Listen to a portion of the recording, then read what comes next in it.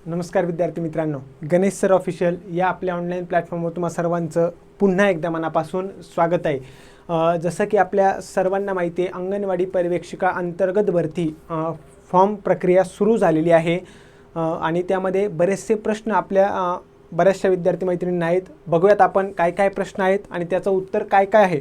मागील काही दिवसापासून ज्यांनी पण मला कॉल मेसेज केलेत आणि महत्त्वाचे त्यांचे हे 4 प्रश्न होते। अर्ज कसा भरायचा आहे नेमकं, त्याचप्रमाणे जर मी पहिल्यांदा अगोदरच अर्ज भरलेला आहे, मला परत अर्ज भरावा लागेल का, किंवा मला अर्जाची फी ही पुन्हा भरावी लागेल का, किंवा मी अगोदर वेगळं सेंटर निवडलं होतं, आता मला जे आहे सेंटर वेगळं निवडता येईल का। तर या सर्व प्रश्नांचे उत्तरं मी देणार आहे। त्याचप्रमाणे अंगणवाडी पर्यवेक्षिका सरळ सेवा भरती त्याबद्दल सुद्धा काय अपडेट आहे हे सुद्धा आपण या लेक्चरमध्ये शेवटी बघणार आहोत। सुरुवातीला आपण बघणार आहे अंगणवाडी पर्यवेक्षिका अंतर्गत भरती ज्या महिला आहेत ज्यांनी फॉर्म भरलेत किंवा ज्यांना फॉर्म भरायचे आहेत, तर त्यांच्या संबंधी आपण सुरुवातीला सर्व बघणार आहोत। सर्वात सुरुवातीला महत्त्वाचं म्हणजे लक्षात घ्या, अंगणवाडी पर्यवेक्षिका भरती सुरू झालेली आहे, परंतु ही जी भरती प्रक्रिया आहे ही प्रामुख्याने कुणासाठी आहे की अशा अंगणवाडी सेविका ज्या नागरी प्रकल्पामध्ये आहेत। लक्षात घ्या बरं का, मी तुम्हाला सर्व व्यवस्थित सांगण्याचा प्रयत्न करतो। सर्वांनी फक्त व्हिडिओ शेवटपर्यंत बघा, तुमच्या सर्व प्रश्नाची उत्तरं नेहमीप्रमाणे 100% मिळणार आहेत। सगळ्यात सुरुवातीला लेक्चर सुरू करण्यापूर्वी महत्त्वाचं हे पॉईंट सांगतो मी तुम्हाला। 13 ऑगस्ट 2026चं हे एक महत्त्वाचं प्रसिद्धीपत्रक आहे। 13 ऑगस्ट 2026चं हे प्रसिद्धीपत्रक आहे, 3-4 दिवसापूर्वीचं असेल। आता महत्त्वाचं लक्षात ठेवा, यामध्ये काय सांगितलं आहे की ICDSच्या अंतर्गत ज्या पण अंगणवाडी पर्यवेक्षिका अंतर्गत भरती प्रक्रिया होते ही फक्त आणि फक्त कुणासाठी आहे, फक्त शहरी विभागात कार्यरत असलेल्या अंगणवाडी सेविकांमधून। म्हणजे काय, आता सर मी अंगणवाडी पर्यवेक्षिका आहे, मला 10 वर्षाचा अनुभव आहे, मी 50 वर्षाच्या आतमध्ये सुद्धा आहे, परंतु मी ग्रामीण प्रकल्पामध्ये जॉब करते, म्हणजे ग्रामीण प्रकल्पाच्या अंतर्गत येते, तर मी या पदासाठी फॉर्म भरू शकते का, नाही भरू शकत। कारण की ही जी जाहिरात आलेली आहे ही फक्त नागरी प्रकल्पासाठी आहे आणि जागा किती आहेत, एकूण 273 प्लस जागा आहेत। किती जागा आहेत, 273 प्लस जागा आहेत। सुवर्ण संधी आहे बरं का, अतिशय महत्त्वाचं म्हणजे सुवर्ण संधी आहे।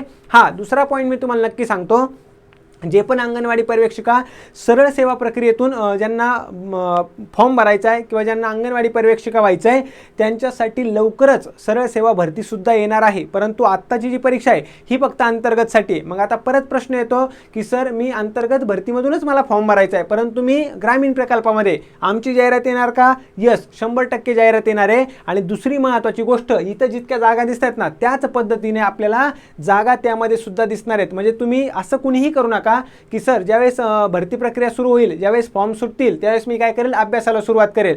कारण की भरपूर जणांचे कॉल आलेत की सर आता फॉर्म भरायला सुरुवात झाली, मी नागरी प्रकल्पामध्ये राहिलेल्या दिवसामध्ये कसा अभ्यास करू, एकदम जास्त काय होतं, दडपण येतं। त्यामुळे आत्ताच आपला थोडा अभ्यास सर्वांनी सुरू करायचा। स्वतःच्या पद्धतीने जरी अभ्यास सुरू केला तरी पण चालेल। मग तुम्ही सरळ सेवा तयारी करत असाल किंवा अंतर्गत तयारी करत असाल तरी महत्त्वाचं अभ्यासाला सुरुवात करणं गरजेचं आहे। क्लिअर सर्वांना। आता तुम्हाला मी काय सांगितलं, ही भरती प्रक्रिया फक्त शहरी म्हणजे नागरी प्रकल्पासाठी आहे। दुसरा पॉईंट जर आपण बघितला, ज्यांच्याकडे 10 वर्षाचा अनुभव आहे बरं का, 10 वर्ष अंगणवाडी सेविका त्यांची सेवा झाली, कधीपर्यंत, तर 1 जानेवारी 2025 रोजी। मग आता तुम्ही मला प्रश्न काय विचारला, सर मी 1 जानेवारी 2026ला माझे 10 वर्ष पूर्ण झाले, किंवा मागच्या महिन्यामध्ये फॉर्म आला त्याच्या मागच्या महिन्यामध्ये काय झालं, माझे 10 वर्ष पूर्ण झाले, तुम्ही फॉर्म भरू शकता का, नाही भरू शकत। तुम्ही फॉर्म भरू शकता का, नाही भरू शकत, कारण की 1 जानेवारी 2025 रोजी ज्यांची 10 वर्ष पूर्ण झालेत त्यांनाच फक्त फॉर्म भरता येईल। हा पॉईंट आहे। त्यानंतर महत्त्वाचं, 1 जानेवारी 2025ला 50 वर्षापेक्षा जास्त नसेल। म्हणजे आता एक पॉईंट सांगतो बरं का तुम्हाला, समजा यांच्यापैकी कुणी असं असेल, अंगणवाडी सेविका आहे, 10 वर्षाचा अनुभव पण आहे, पण त्यांचं वय आज 51 वर्ष आहे, तुम्ही फॉर्म भरू शकता का। लक्षात घ्या, जर तुम्ही 1 जानेवारी 2025ला, कधी 1 जानेवारी 2025ला तुमचं वय 50 वर्षापेक्षा जास्त नसेल, तुम्ही फॉर्म भरू शकता। अगदी बरोबर आहे, तुम्ही फॉर्म भरू शकता। महत्त्वाचं आहे, कारण की वय मोजताना सुद्धा त्यांनी काय केलंय, 1 जानेवारी 2025 हीच तारीख ठेवलेली आहे। अनुभव मोजताना सुद्धा त्यांनी 1 जानेवारी 2025 एवढीच तारीख ठेवलेली आहे। हे आपल्यासाठी महत्त्वाचं आहे। हा पॉईंट सर्वांना समजला। बाकी मी तुम्हाला सांगितलंय की तुमच्याकडे पदवी पाहिजे बरं का, म्हणजे ग्रॅज्युएशन पाहिजे। पाहिजे. बरेच जण म्हणतात सर 12वी झालंय, आत्ता जी जाहिरात आली त्या जाहिरातीनुसार तुम्ही 12वी असाल फक्त तर फॉर्म भरता येणं शक्य नाही आहे. मी काय सांगतोय, जी जाहिरात आली आहे उद्या नंतर कधी काही बदल वगैरे झाला तर तुम्ही त्यावेळेस आपल्याला अपडेट राहायचं आहे बरं का, महत्त्वाचं. त्याचप्रमाणे आपलं MSIT सर्टिफिकेट 2 वर्षाच्या आतमध्ये द्यायचं आहे हे मी तुम्हाला सांगितलं आहे. आणि आपलं भाषा परीक्षा उत्तीर्ण झालेले जे परीक्षा म्हणजे हिंदी आणि मराठी उत्तीर्ण झालेले सर्टिफिकेट आहे ते 3 वर्षाच्या आतमध्ये द्यायचं आहे हे मी तुम्हाला ऑलरेडी सांगितलेलं आहे. यावर आपण डिटेल व्हिडिओ बनवलेला आहे. तो जर व्हिडिओ तुम्ही बघितला नसेल तर तो व्हिडिओ तुम्हाला बघणं गरजेचं आहे. आता समजलं सर्वांना, म्हणजे माझा एक पॉईंट क्लिअर झाला की ही जी परीक्षा आहे 273+ पदांसाठी ही फक्त नागरी प्रकल्पातीलच अंगणवाडी सेविका ज्यांना 10 वर्षाचा अनुभव आहे आणि 1 जानेवारी 2025 रोजी ज्यांच्या वयाची 50 वर्ष 50पेक्षा जास्त वय नाही आहे त्या फॉर्म भरू शकतात. पहिला पॉईंट क्लिअर झाला. आता दुसरा महत्त्वाचा पॉईंट तुम्हाला लक्षात ठेवायचं, बरेच जण कॉल करतात की सर मी ऑलरेडी फॉर्म भरला होता, मला परत फॉर्म भरावा लागेल का, नेमकं काय प्रोसेस करावी लागेल ते पण मी तुम्हाला आत्ताचे काय करतो एकदम क्लिअर करून सांगतो. लक्षात घ्या.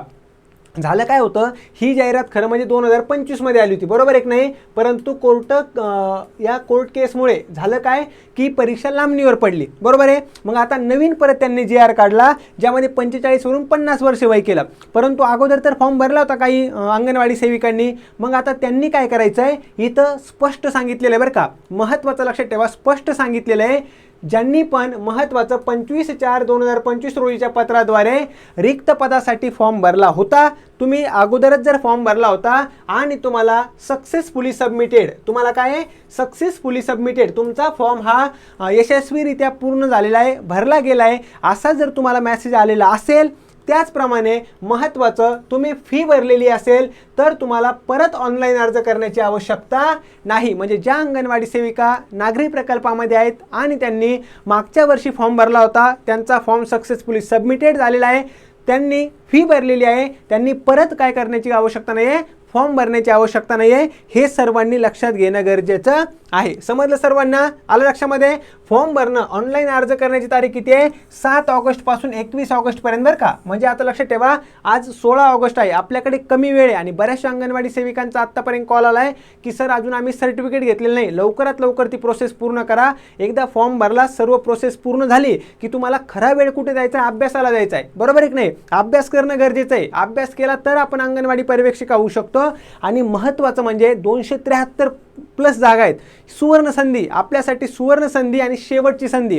का बरं शेवटची संधी म्हणतोय, कारण की या अगोदर कधी परीक्षा झाल्यात हे तुम्हाला माहिती आहे आणि यानंतर परीक्षा कधी होतील हे आपल्याला, म्हणजे फक्त मी नागरी प्रकल्पासाठी बोलतोय बरं का आता, कारण की त्यांचे फॉर्म आत्ता आलेले आहेत. आपण परत नंतर वय आपलं बसतंय की नाही या सगळ्या वेगवेगळ्या गोष्टी येतात. म्हणून हीच संधी, शेवटची संधी, सुवर्ण संधी, जे समजणार आहे ते समजा आणि अभ्यासाला लागा आणि पास व्हा, हे महत्त्वाचं आपल्यासाठी आहे. आता पुढचा पॉईंट आहे, लक्षात ठेवा, महत्त्वाचं म्हणजे काय, महत्त्वाचं ज्यांनी मागच्या वेळेस फॉर्म भरला नव्हता, का नव्हता भरला की सर माझं वय होतं 47 आणि आम्हाला अलाउड नव्हतं केलं, मला फॉर्म भरता नव्हता आला. मग ज्या पण महिला राहिलेल्या आहेत फॉर्म भरायच्या, अंगणवाडी सेविका राहिलेल्या आहेत, ज्या या क्रायटेरियामध्ये पूर्णपणे आता बसत आहेत, तो क्रायटेरिया मी सांगितलं तुम्हाला, 10 वर्ष सेवा, 50 वर्षापेक्षा कमी वय आणि महत्त्वाचं म्हणजे बाकी पदवी, हे क्रायटेरियामध्ये ज्या पण बसतात ना त्यांनी सगळ्यात पहिल्यांदा काय करणं गरजेचं आहे, आपले CDPO अधिकारी जे असतील ना त्यांचं आपल्याकडे एक्सपिरियन्स सर्टिफिकेट असणं आवश्यक आहे बरं का. ते एक्सपिरियन्स सर्टिफिकेट घ्यायचं आहे आणि ही भरती कोणासाठी आहे, 104 नागरी प्रकल्पातील कार्यरत सेविकांसाठी आहे, हे तुम्हाला लक्षात घ्या. आता तुम्हाला याच्या व्यतिरिक्त जरी काही प्रश्न असेल, मी तर सर्वच तुम्हाला व्यवस्थित सांगणार आहे, परंतु याच्या व्यतिरिक्त तुमचा काही प्रश्न असेल ना तर तुम्ही हेल्पलाईन नंबर दिला आहे 9594533203, परंतु हा रविवारी चालू नसतो, तुम्हाला सोमवार ते शनिवार या वेळेमध्येच काय करावं लागेल, कॉल करावा लागेल, तुमचे प्रश्न विचारावे लागतील. इथपर्यंत सर्वांना क्लिअर आहे नेमकं कशा पद्धतीने ही भरती प्रक्रिया होणार आहे ते मी तुम्हाला सांगितलं आहे. आता पुढे आपण जाऊयात. पुढे जाण्या अगोदर तुम्हाला एक महत्त्वाचं सांगायचं आहे, राहिलेल्या वेळेमध्ये मला सर ICDS पोषण कायदे योजना यांचा व्यवस्थित अभ्यास करायचा आहे, मला जास्तीत जास्त प्रश्न उत्तरांचा सराव करायचा आहे, तर तुम्ही गणेश सर ऑफिशियल या आपल्या ऑनलाईन प्लॅटफॉर्मवरची कॉम्बो बॅच जॉईन करू शकता बरं का. कॉम्बो बॅच जॉईन करू शकता, यामध्ये तुम्हाला ICDS पोषण GK सामान्य ज्ञान हे कायदे योजना सर्व डिटेलमध्ये शिकवलं जाईल. त्याचबरोबर महत्त्वाचं 1000 प्रश्नांचा सराव असेल बरं का, या सर्व विषयांचा 1000 प्रश्नांचा सराव असणार आहे, तो आपण करून घेणार आहे. महत्त्वाचं लक्षात ठेवा. आता त्याचमध्ये तुम्हाला मागच्या वेळेस जे 102 पदांसाठी जी भरती आली होती ना, त्यामध्ये कशा पद्धतीने प्रश्न विचारलेत ते सर्व प्रश्नांचं विश्लेषण असलेले सुद्धा तुम्हाला लेक्चर मिळतील. फक्त 749 रुपये फी असलेली बॅच आहे. लवकरात लवकर जॉईन करा. तुम्हाला याचा फायदा म्हणजे 100% फायदा होणार आहे. मग बॅच कशी जॉईन करायची? गणेश सर ऑफिशियल हे आपलं ॲप डाउनलोड करू शकता किंवा तुम्ही 9172988063 या नंबरवर कॉन्टॅक्ट करू शकता किंवा डिस्क्रिप्शनमध्ये मी टेलिग्रामची लिंक दिलेली आहे, व्हॉट्सअप आपल्या ग्रुपची लिंक दिलेली आहे, त्याच्यावर तुम्ही त्याच्यावरून सुद्धा काय करू शकता, लिंक आहे, ॲप डाउनलोड करून घेऊ शकता. समजलं सर्वांना? इथपर्यंत क्लिअर आहे? आता आपण जाऊयात पुढच्या महत्त्वाच्या प्रश्नाकडे. बऱ्याच जणांनी मला कॉल केला की सर आम्ही आमचा ID पासवर्ड विसरलोय, आम्हाला आमचा रजिस्ट्रेशन नंबर नाही माहिती, पासवर्ड नाही माहिती, नाही काय करायचं आता? तर मी डिस्क्रिप्शन बॉक्समध्ये काय केलं आहे, ही लिंक पाठवलेली बरं का, फॉर्म भरण्याची लिंक पाठवलेली आहे किंवा तुमच्याकडे सुद्धा ती लिंक असेल. मग आता त्या ठिकाणी तुम्ही काय करायचं आहे हे मी तुम्हाला सांगतो बरं का. चला सर्वांनी फक्त काय करा, लक्ष द्या, तुम्हाला सर्व गोष्टी क्लिअर होतील. ही आपलं पेज आहे. हे काय आहे? आपलं पेज आहे. सर्वांना दिसतं, थोडंसं ब्लर दिसत असेल पण समजून घ्या, हे आपलं पेज आहे. या पेजवर महत्त्वाचे 3 पॉईंट्स आहेत आपल्यासाठी. कोणते 3 पॉईंट आहे? इथं click here to refer advertise. म्हणजे काय, जर तुम्हाला जाहिरात बघायची असेल, तर इथं क्लिक करायचं. त्यावेळेस तुम्ही इथं क्लिक करणार आहे, लगेच तुमची जाहिरात ओपन होईल आणि मग तुम्ही ती डिटेल वाचू शकता. दुसरा पॉईंट इथं काय आहे? New registration. आता न्यू रजिस्ट्रेशन हे हा पॉईंट कुणासाठी आहे? अशा अंगणवाडी सेविका ज्या नागरी प्रकल्पामध्ये आहेत आणि मागच्या वेळेस त्यांनी फॉर्म भरलेले नव्हते, मागच्या वेळेस ते त्या क्रायटेरियामध्ये बसत नव्हत्या आणि आता त्यांना काय करायचं आहे? नवीन फॉर्म भरायचा आहे. बरोबर आहे? मग तुम्ही काय करणं गरजेचं आहे? या ठिकाणी क्लिक करणं गरजेचं आहे. लक्षात ठेवा बरं का. तुम्हाला काय करायचं आहे? या ठिकाणी क्लिक करायचं आहे. ते पण मी तुम्हाला सांगणार आहे पुढची प्रोसेस काय आहे, कशी ते. पण सर्वात महत्त्वाचं असं आहे आता की तुम्ही मागच्या वेळेस फॉर्म भरला होता. काय केलं होतं? सर मी मागच्या वेळेस फॉर्म भरला आहे, मग मी आता काय करू? तर सगळ्यात पहिल्यांदा हा जो ऑप्शन आहे ऑलरेडी रजिस्टर्ड लॉग इन, बरोबर आहे की नाही, या पर्यायाकडे तुम्हाला जायचं आहे आणि क्लिक हिअर. आलं लक्षामध्ये? तुम्हाला इथं सांगितलं बरं का, फॉर्म भरायची सुरुवातीची डेट, शेवटची डेट सांगितली. मी इथं क्लिक केलं. ज्यावेळेस मी काय करतोय, ज्यावेळेस मी इथं क्लिक करतो त्यावेळेस हे नवीन पेज ओपन होतंय. दिसतंय सर्वांना? अशा पद्धतीने काय झालंय, हे नवीन पेज ओपन झालंय. आता तुमच्याकडे 2 पर्याय आहेत. इथं सुद्धा काय झालं, माझ्याकडे 2 पर्याय आहेत. एक, अशा अंगणवाडी सेविका ज्यांनी मागच्या वेळेस फॉर्म भरले होते त्यांच्या रजिस्ट्रेशन नंबर आणि त्यांचा पासवर्ड लक्षात आहे, बरोबर आहे, यांना काहीच टेन्शन नाही. तुम्हाला काय करायचं आहे? सिंपल लक्षात घ्या बरं का, तुम्हाला काय करायचं आहे? सिंपल इथं आपला रजिस्ट्रेशन नंबर किंवा लॉग इन ID जो आहे तो टाकायचा आहे. आता हा मला सर कुठे मिळेल?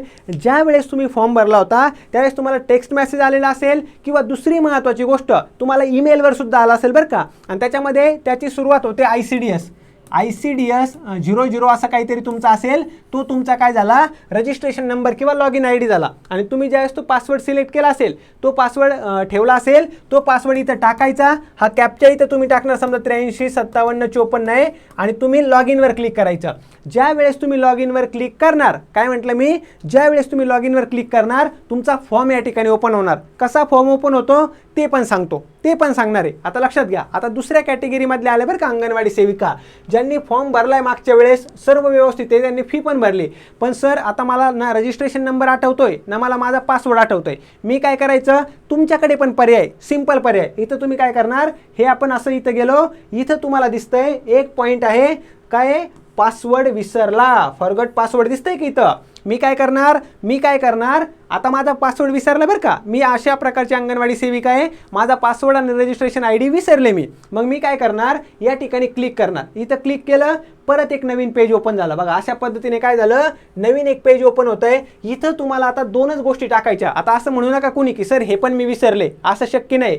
कारण की इथं टाकायचं आहे तुम्हाला तुमचा ईमेल ID आपल्या सर्वांना आपला माहीत असतो, तो ईमेल ID आपल्याला टाकायचा आहे. टाकला आपण ईमेल ID, टाकला सर. इथं मी काय केलं, माझा मोबाईल नंबर टाकला, यस, इथं मोबाईल नंबर टाकला आणि हा कॅप्चा काय केला आपण? भरला. कॅप्चा ज्यावेळेस आपण फिल करतो, इथं एक तुम्हाला दिसतं बघा, गेट पासवर्ड दिसतंय की इथं पर्याय, काय?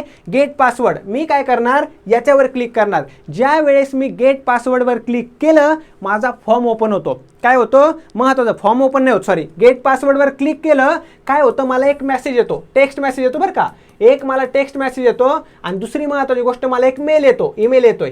आलं का लक्षामध्ये? बघा काय झालं होतं, माझा पासवर्ड वगैरे मी विसरले होते म्हणून मी फॉरगॉट पासवर्डवर क्लिक केलं, इथं ईमेल आय डी टाकायला आलं आणि इथं मला मोबाईल नंबर टाकायला आलं, दोन्ही पण टाकलं, गेट पासवर्ड. आता महत्त्वाचं लक्षात ठेवा, तुम्हाला एक टेक्स्ट मेसेज येईल आणि तुम्हाला एक ईमेल येईल. ईमेलमध्ये आणि टेक्स्ट मेसेजमध्ये काय असतं, तुमचं असतं रजिस्ट्रेशन आय डी. काय असतो इथं, तुमचा रजिस्ट्रेशन आय डी जो सुरुवात होते ICDS 00 असं काहीतरी असेल आणि तुमचा पासवर्ड, आणि हा काय तुमचा पासवर्ड आहे, बरोबर आहे. मी काय केलं, माझा पासवर्ड टाकला. पासवर्ड तो थोडासा वेगळा असतो, त्याच्यामध्ये अंक अक्षर वगैरे सिम्बॉल भरपूर असतं, ते आलं बरं का मला. मग आता काय करायचं, मला हे परत घ्यायचं, हे लक्षात घ्यायचं बरं का मला. आणि त्यानंतर मी काय करणार आहे, परत जर आपण बघितलं, एकच मिनटं मला वेळ द्या, परत आपल्याला जावं लागतं लॉग इन पेजवर. परत मी कुठं जाणार आहे, आपल्या हे बघा इथं लॉग इन पेज दिसतंय, हे मला मिळालं होतं ना टेक्स्ट मेसेज आल्यानंतर ID पासवर्ड.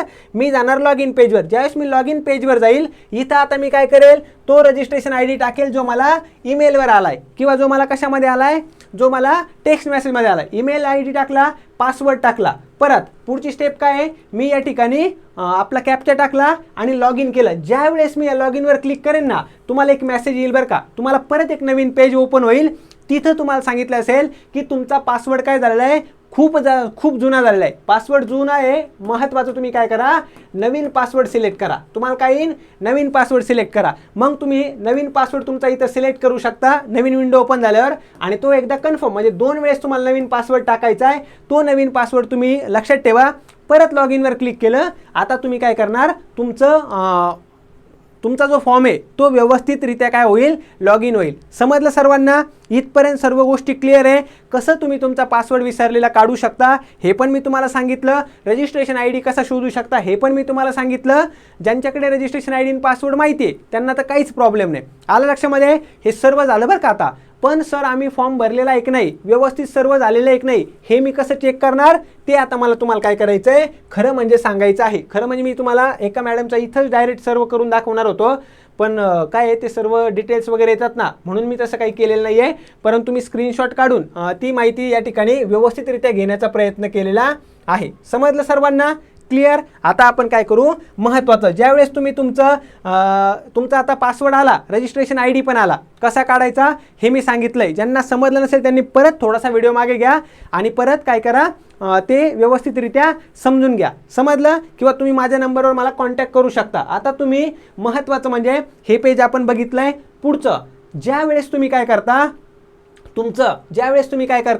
तुमचं ID आणि पासवर्ड जो चेंज केलेला पासवर्ड आहे ना, तो टाकताना सगळ्यात पहिल्यांदा हे पेज ओपन होतं बरं का. हे पेज ओपन होतं, इथं महत्त्वाचा तुमचा फोटो असतो. इथं काय असणार आहे, तुमचा फोटो. आता इथं तुम्हाला एक लाईन दिलेली असते, ॲप्लिकेशन स्टेटस. काय आहे, ॲप्लिकेशन स्टेटस पेमेंट सक्सेसफुल, म्हणजे तुमचा फॉर्म सक्सेसफुलरित्या पूर्ण झालेला आहे, पेमेंट सक्सेसफुल. इथं तुमचं ॲप्लिकेशन नंबर येतं, मग इथं तुमचं नाव गाव सगळं काय असेल ते बाकीचे डिटेल्स बरं का.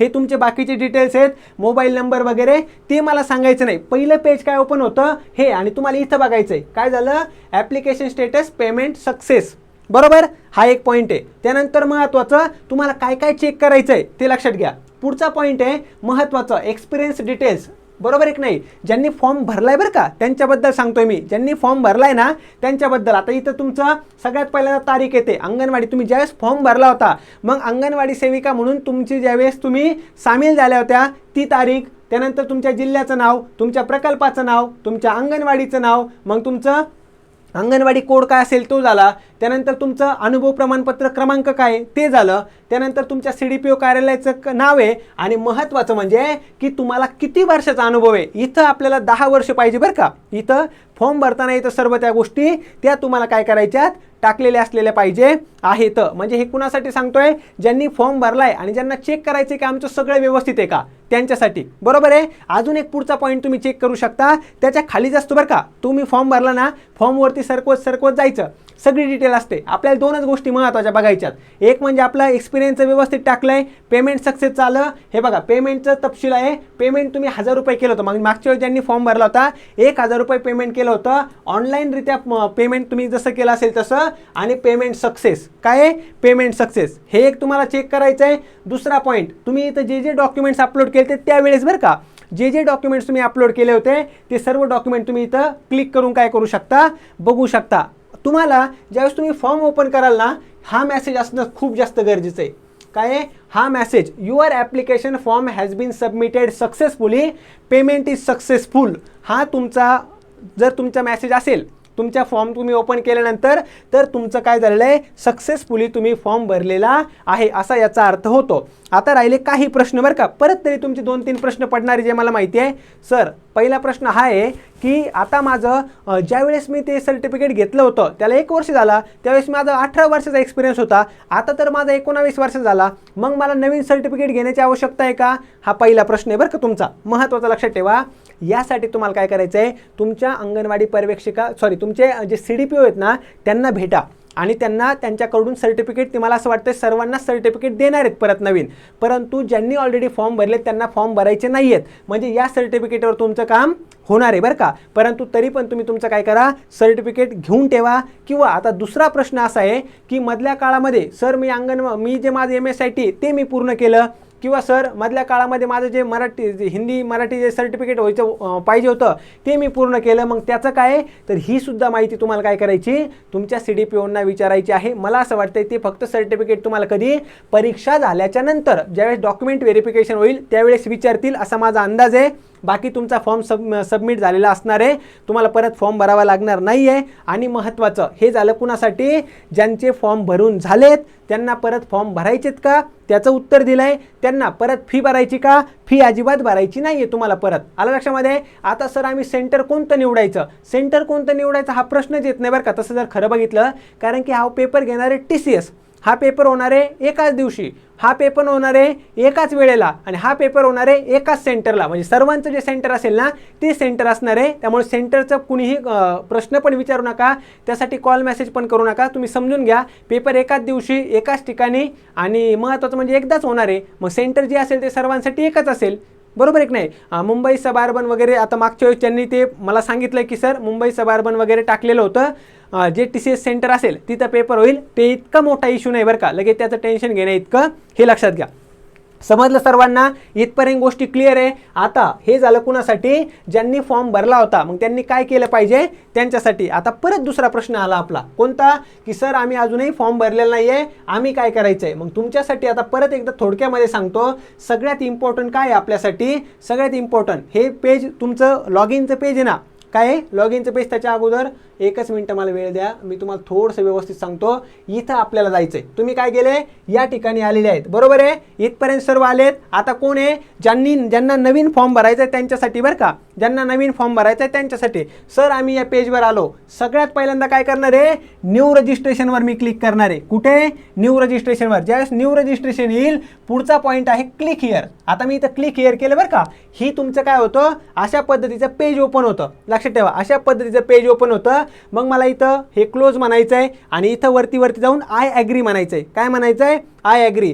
जसं इथं येईल ना मग तुम्ही काय करणार, तुमची माहिती भरायला सुरुवात करणार. तुम्ही काय करू शकता, घरी पण फॉर्म भरू शकता, तुम्ही तुमच्या म्हणजे शेजारी पाजारी कुठं जर नेट कॅफे असेल तिथे पण भरू शकता.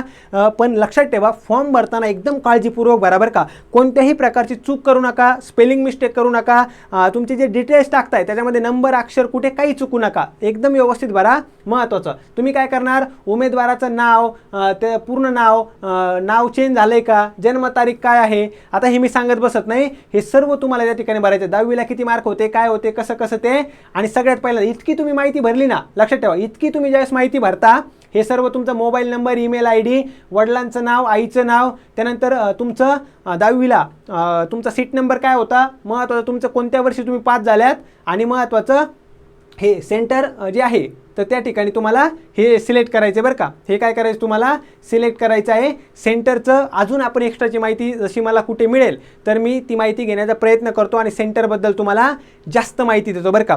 सेंटरबद्दल जास्त माहिती देतो की नेमकं अजून काही त्याच्यामध्ये चेंजेस आहे का, कारण की इथं काय केलं आहे, तुम्हाला वेगवेगळे सेंटर दाखवले आहेत. इथं काय केलं आहे, वेगवेगळे सेंटर दाखवलेत. मुंबई आहे, पुणे आहे, नाशिक आहे, छत्रपती संभाजीनगर आहे, अमरावती, नागपूर आहे. मे बी असं काही आहे का की एकाच वेळेस पेपर होणार पण वेगळ्या सेंटरला होणार, असं काही आहे का, किंवा महत्त्वाचं एकाच सेंटरला होणार का, त्याबद्दल आपण अजून एक्स्ट्राची माहिती काढूयात आणि तुम्हाला त्याबद्दल सांगतो मी. सेंटरचा मुद्दा तुम्ही 1 मिनिट बाजूला ठेवा.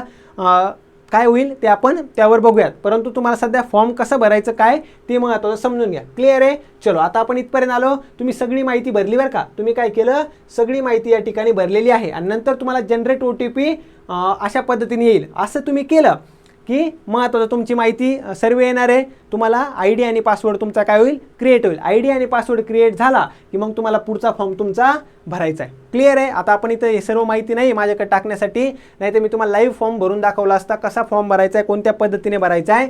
ते सर्व झालं की मग तुम्ही पुढे जात तुमची माहिती भरायची, सगळी डॉक्युमेंटची डिटेल वगैरे, 10वी 12वीचे ग्रॅज्युएशनचे मार्क, मग तुमचा एक्सपिरियन्स जो आहे ना त्याच्याबद्दल पूर्ण माहिती, तुमचं नाव काय, तुम्ही कोणत्या अंगणवाडीमध्ये, अंगणवाडीचा कोड काय आहे, कोणत्या प्रकल्पामध्ये आहेत, त्यानंतर तुमचा अनुभव किती आहे, जॉईनिंग डेट काय आहे, हे सर्व तुम्ही टाकणार. आणि सर्व झालं की तुम्हाला डॉक्युमेंट अपलोड करायचे. जे डॉक्युमेंट्स असतात ना, तुम्हाला मगाशी दाखवलं ते डॉक्युमेंट अपलोड करायचे. एक तुमचा लाईव्ह फोटो कॅप्चर करणार आणि दुसरी महत्त्वाची गोष्ट, तुम्हाला तिथं स्कॅन करून आपली साईन अपलोड करायची.